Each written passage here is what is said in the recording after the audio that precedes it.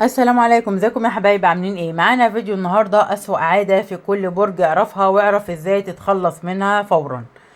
بحسب ما قاله خبير الابراج وعلم الارقام الفلكي الشهير محمد صبحي، برج الحوت الهروب من المسؤوليات والواقع. يجب على برج الحوت تحديد الاهداف واتخاذ الخطوات اللازمة لتحقيقها بدلا من التهرب منها والتفكير بشكل سلبي. برج الدلو منعزلا ويفكر بشكل غير واقعي.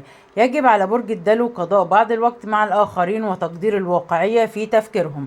برج الجدي العمل بشكل مفرط والتفكير بشكل سلبي. يحتاج الجدي إلى تحقيق التوازن بين العمل والراحة وتطوير المواجهة مع الأفكار السلبية.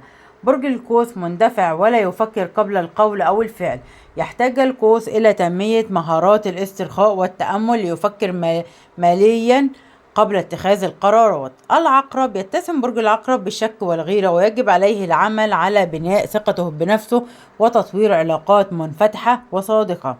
برج الميزان قلقا بشأن آراء الآخرين. يجب أن يتذكر برج الميزان أنه من المهم أن يكونوا صادقين مع أنفسهم وليس فقط لإرضاء الآخرين. برج العذراء النقد المفرط لنفسها وللآخرين. يستطيع برج العذراء التخلص من هذه العادة بالتركيز على الجوانب الإيجابية وتنمية ثقتها بنفسها. أما برج الأسد الغرطسة المفرطة، يستطيع برج الأسد التخلص من هذه العادة من خلال التواضع والاعتراف بقيمة وآراء الآخرين. برج السرطان القلق والعزلة المفرطة. يحتاج برج السرطان إلى التواصل الاجتماعي وبناء علاقات قوية للتخلص من هذه العادة السلبية. برج الجوزاء بسبب تشتت انتباههم وعدم إكمال مهامهم.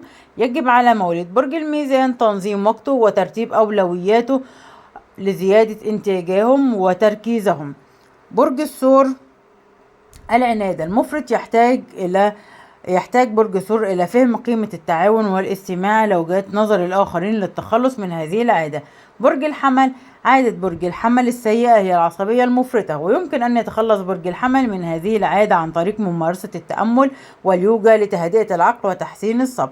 وبكده حبايبنا يكون ده الفيديو بتاعنا. مش تنسوني في اللايك والشير والسبسكرايب وتفعيل الجرس عشان يوصل لكم مني كل جديد، وعيلتي صغيرة تكبر بكم يا أحلى متابعين ومشاهدين القناة. والسلام عليكم ورحمة الله وبركاته.